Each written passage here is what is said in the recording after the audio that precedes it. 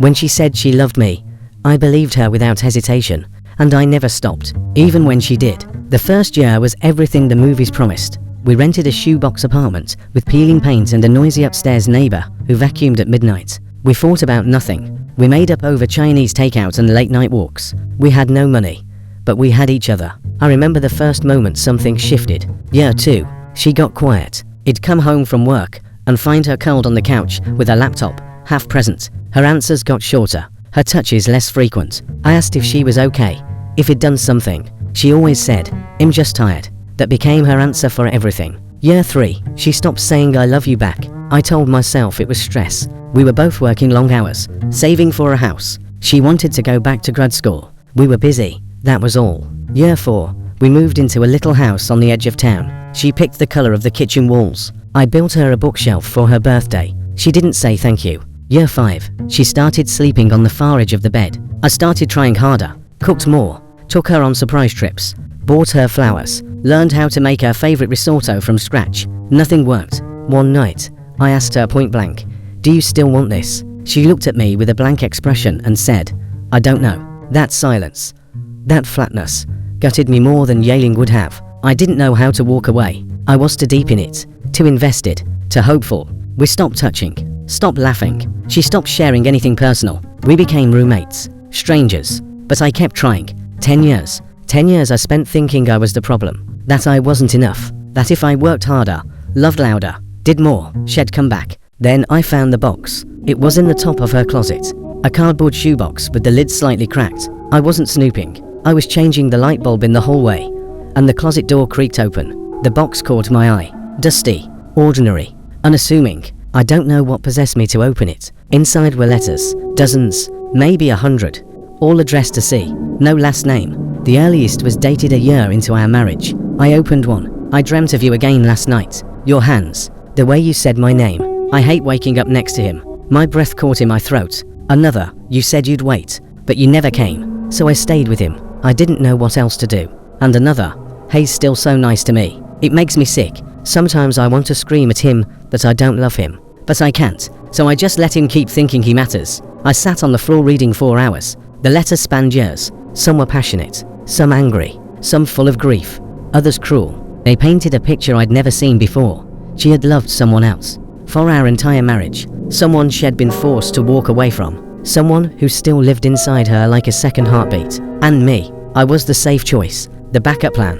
The placeholder. All the distance. The coldness. The silence. It wasn't my failure. It was her resentment. She had built a marriage out of obligation and regret. And I had been the fool fighting to keep it alive. When she came home, I was sitting in the living room with the box in my lap. I said, "Who's C?" She froze. Then she sat down. No tears, no apology, just a long exhale, like someone finally letting go of a lie held too long. She told me everything. They met in college, fell hard, but his family was chaotic. He wasn't stable enough. Her parents hated him. She broke it off, met me. I was safe, kind, predictable. She said she thought she could grow into love with me. She never did. I asked why she didn't leave. She said, "Because you never gave me a reason to," and in some twisted way. I think she thought that was a compliment. I filed for divorce the next day. She didn't fight it. She moved out a month later. I packed the box, mailed it to her new address. No note. It's been 4 years. I'm dating someone new now. A woman who laughs with her whole body, who says what she feels, who leans in when I speak. Sometimes I still think about that box, about the life I thought I had, about the 10 years I gave to someone who never wanted to be found. But mostly, I think about how love shouldn't feel like guessing games and cold beds. It should feel like home. 8th Story, my husband's business partner, turned out to be his other wife. We met at a coffee shop during a conference in Austin. He was magnetic, tall, well-dressed, intelligent. He had the kind of presence that made people lean in when he spoke. His name was Marcus. I was in the city for a teaching seminar.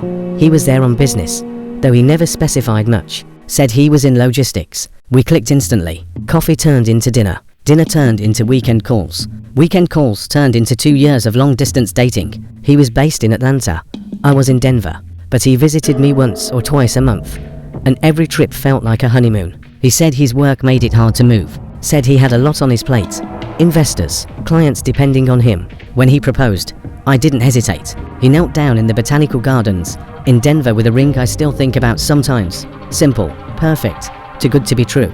Because it was. We married in a civil ceremony, small and fast. I didn't question the lack of big celebration. He said he didn't want to make a spectacle and preferred to invest in our future, not a party. He stayed in Atlanta most of the time, but we were making plans for him to move. I believed every word. We texted all day, called at night, video chatted often. He sent me playlists, flowers, sweet nothings, until the day I received a package addressed to Mrs. Marcus Fields, but it had my name, Claire, and my address. I opened it. Inside was a pair of red silk pajamas. A card said, "For our anniversary trip. Can't wait to see you, M." I was confused. We had no trip planned. I called him. He didn't answer. I texted, "Thank you for the gift, but what anniversary trip?" He replied, "Sorry, wrong package. That was for a client gift basket." Something felt off. That night, I dug deeper. His social media had always been sparse, but I realized I wasn't tagged in anything. Not one photo of us, not one mention of being married. Then I did what I had never done before. I searched for his name in connection with his company. A generic-sounding LLC, he never explained. I found a LinkedIn page. The header read, "Marcus Fields, Managing Partner at FM Solutions Group." Then I clicked through the comments on a recent post he was tagged in. There was a woman, Naomi, who commented, "Proud wife. Always supporting this man-power couple." I froze. Her profile was public. Their last post together, 2 weeks ago. Kissing. Caption, "Weekend getaway with my everything." I went numb. I texted him again. "Marcus, who is Naomi?" No reply. I messaged her. "Hi, this is going to sound strange, but I believe we're both married to the same man." She replied instantly. "Excuse me." We exchanged numbers, talked for 2 hours, cried. They had been married for 9 years. They lived together in Atlanta. She thought he traveled often for work, had regional projects and clients in other states. He had a whole second life. 2 wives, 2 homes, 2 calendars. Naomi and I compared dates. He spent every second weekend with me, telling her he had client meetings. He told her I was a cousin when I accidentally showed up once on Fassa Time. He had a third phone, a hidden email, a burner card for gifts and hotels. He was meticulous. A few times, we overlapped. He told me he was sick or delayed. Told her he was stuck in Texas. Always something. I asked him one last time, "How long did you think you could keep this up?" He finally replied, "I didn't think. I just didn't want to lose either of you." He begged for forgiveness. Said he loved us both differently. Said he hated hurting us. I told him to go to hell. Naomi filed for divorce immediately. I annulled the marriage within 2 weeks. He sent long letters, flowers, voice memos, excuses. Naomi blocked him. I didn't. I wanted to hear every lie and see it for what it was. Because 4 years, I thought he'd finally found something real. But love built on lies is just theatre. I wasn't his wife. I was his secret. And when someone tells you they're just busy, don't ignore the silence between the words. Sometimes, silence hides another life. The 9th story, I found my wife's secret online identity. And she was posting about me 4 years. We'd been married for 8 years when I found out she hated me. I don't mean the kind of hate that comes after a bad fight, or the resentment that builds up quietly over time and boils over during therapy. I mean public, chronic, performative hate, disguised in sarcasm, posted for strangers, 4 years. It started when our dog got sick. Luna, a golden retriever we'd raised since she was a pup, developed a tumor on her spine. I was devastated. I wanted to try surgery. My wife, Julie, said it was too expensive, too risky, just dragging out the inevitable. I disagreed. I said he'd pay for it. She rolled her eyes and walked away. The next day, Luna couldn't walk. I stayed up all night beside her on the kitchen floor. Julie went to bed. No words, just closed the door and left me in silence with a dying dog. That night broke something in me. The next morning, I opened her laptop to find the contact number for the vet she'd used before. Her email was open. That's when I saw the Reddit tab. She was logged into an account called Shady Maplum. I clicked. It opened a rabbit hole I didn't expect to fall into. There were hundreds of posts, going back 6 years. Titles like, "Anyone else married to a lazy man baby who cries over dogs?" "My husband thinks cleaning the garage makes up for emotional neglect. LOL Ita for wanting to sleep in separate beds because I can't stand my husband's breathing anymore." Thousands of comments. Karma in the 6 digits. People validated her, praised her strength, told her to leave him already. She talked about me like I was a burden, a child, a walking disappointment. But she didn't stop there. She fabricated things. Said I screamed when she brought home the wrong coffee never happened. Claimed I guilt-tripped her into sex every week we hadn't touched in months. Said I refused to bathe 4 days. I shower daily. She made me sound like a monster. People believed her. One post had 23,000 upvotes and a Reddit Gold Award. I couldn't look away. I spent 2 days reading every post, every comment, every lie. My hands shook. My chest felt like it was caving in. All this time, I thought she was just distant, withdrawn, cold, but trying. In reality, she had been publicly humiliating me to strangers, while smiling to my face. I confronted her. She didn't deny it. She said, "It's just anonymous venting." I said, "No, it's character assassination." She said, "Well, if it wasn't true, people wouldn't relate to it." That's when I knew she didn't see me anymore. Not as a person, not as a partner, just content. A character in her personal internet drama. I asked her, "Do you even like me?" She said nothing. I filed for divorce 2 weeks later. She posted about it, titled, "Update. My emotionally distant husband finally left after I posted about him 4 years." The comments were vicious, but I was free. It took me months to start trusting people again. I still flinch when someone pulls out their phone during a conversation. I still wonder if every private moment is one click away from being mocked in a viral thread. But I learned something valuable. Not all betrayal comes in the form of cheating, lies, or violence. Sometimes, it comes through a screen, in carefully worded posts, shared emojis, and digital high fives from strangers. Julie didn't just lie about me. She turned my life into performance art. And I was the only one who didn't know the audience was laughing. The 10th story, I found out my husband had a fake job for 5 years. And a real mistress the whole time. I always thought my husband was one of the hardest working people I knew. He got up at 6 a.m. every morning, dressed in button-ups and tailored pants, drank his coffee in silence, kissed my forehead, and left by 6:45 sharp. He'd text me from the office around noon. Always short updates. Crazy morning, lunch break, now long day. But the deal might close, traffic's awful. Home soon. When he came home, he was tired, drained from meetings. He'd kiss the kids, mumble about clients, go upstairs, change into sweatpants, eat dinner quietly. We built our life around his job. He was supposedly a business consultant, independent, project-based. He had no boss. Always said he liked it that way. I trusted him. I had no reason not to. He was gentle, never violent, always paid his share of bills on time. But now I know I was funding his second life. It started unraveling slowly. A small thing, like most betrayals. I was going through our taxes, trying to prep for our accountant. We always filed jointly. But this year he said he'd already handled his side. That felt odd. We'd always sat down together. So I logged into the revenue portal. There was no record of any 1099s, no business income, no consulting revenue, just my teacher's salary. I asked him. He said there was a delay in processing, that the system was glitching, that independent contractors filed differently now. I didn't buy it, not because I thought he was lying, because I'd never heard him stumble before. So I dug deeper. I checked our bank statements. His personal account, where he claimed his consulting checks came in, had consistent deposits from a PayPal account labeled RL. Same amount, every 2 weeks, not a consulting payment. I called the number on the PayPal receipt. It went to voicemail. A woman's voice. "Hi, you've reached Rachel. Leave a message." I froze. Rachel. I didn't know a Rachel. I checked his Venmo. There were notes. "For the cabin, our secret, you're worth every penny." I felt like the floor dropped out from under me. That night, I watched him sleep. Peaceful, unbothered. The man I loved. The father of my kids. Living another life, while I packed school lunches and paid the electric bill. The next morning, I followed him. He got in his car at 6:45, drove 3 blocks, parked at the park and ride, then got into another car, hers, Rachel. I followed. They drove to a neighborhood 30 minutes away. She parked. He got out, used a key. They entered a house, together. I sat in my car for 2 hours. He didn't leave. Around 11 a.m., I knocked on the door. Rachel answered. She looked normal, casual, hair in a messy bun, tank top, socks. She smiled and said, "Can I help you?" I said, "Is Paul here?" Her face twisted. "Who are you?" "I'm his wife." She dropped the coffee mug in her hand. I didn't wait. I walked inside. He was sitting on the couch, laptop open, socks, no shoes, watching Netflix. He stared at me like I was a hallucination. "Claire, don't." Rachel stood frozen behind me. I looked at her. "Did you know?" She whispered. "He said you were separated. Said you were sick. Said you didn't love him anymore." I laughed. Not because it was funny, because the reality was so absurd I couldn't cry. I turned to him. "How long?" He didn't answer. I shouted, "How long?"